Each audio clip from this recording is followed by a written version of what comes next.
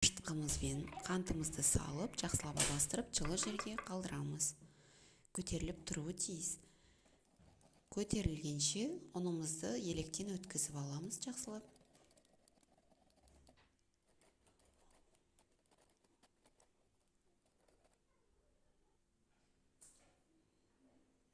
Ашытқымыз көтерілді. Енді тұзымызды және сұйық майымызды қосып, қамырдағы сосискелерімізді дайындауға ұн елейтін боламыз. Ұнды бір қасықтан салып араластырып отырамыз алдымен. Осылай бір қасықтан салып жақсылап араластырып отырып, ұнымызды елейміз. Тек қана соңына келгенде ғана қолмен елейтін боламыз.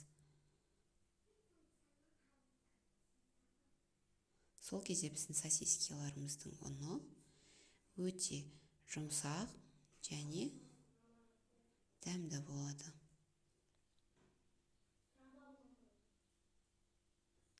Осылай қолмен жақсылап араластырып елейміз енді.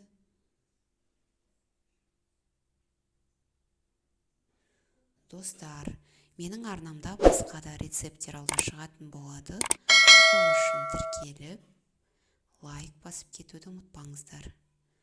Осылай қалған ұнымыздың барлығын елеп толықтай.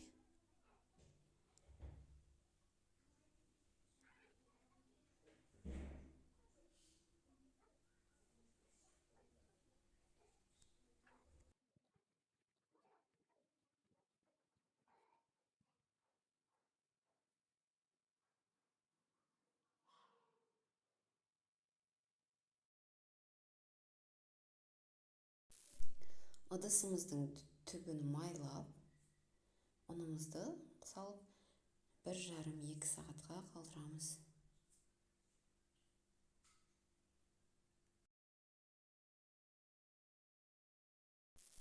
Қамырымыз дайын.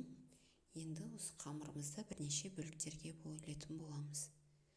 Мен осындай арнайы құралды пайдаландым. Сіздер пышақпен бөле берсеңіздер де болады. Осылай бірнеше бөліктерге бөліп алып, дөңгелектеп формаға келтіреміз де жылы жерге тағы да 15-20 минутқа қалдырып қоясыздар.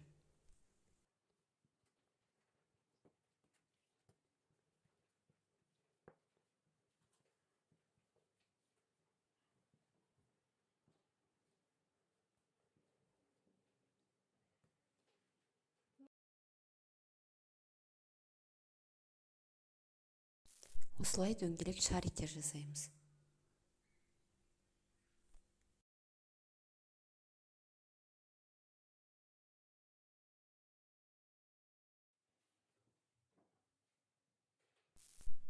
Менде барлығы 16 сосискеге дайындап қойдым. Енді бетін жауып 15-20 минутқа қалдырамын. Қамырымызды осылай, дөңгелегімізді, яғни осылай ұзын етіп жайып аламыз.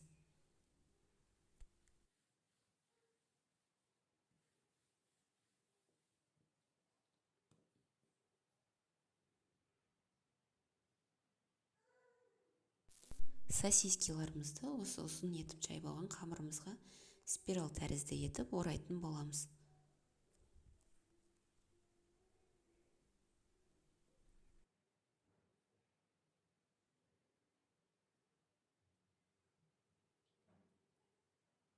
Осындай әдемі формадағы сосискелерімізді жасаймыз.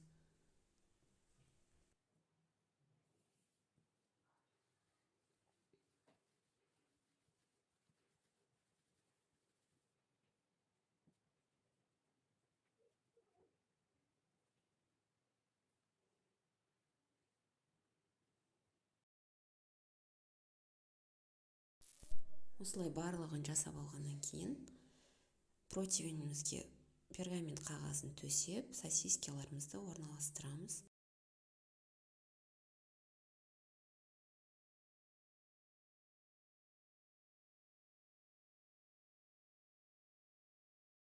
Противенімізге орналастырып болғаннан кейін жарты сағатқа бетін жауып жылы жерде қалдырамыз.